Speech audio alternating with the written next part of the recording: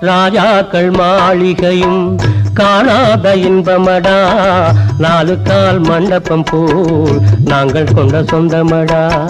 ராஜாக்கள் மாளிகையும் காணாத இன்பமடா, நாலு கால் மண்டபம் போல் நாங்கள் கொண்ட சொந்தமடா.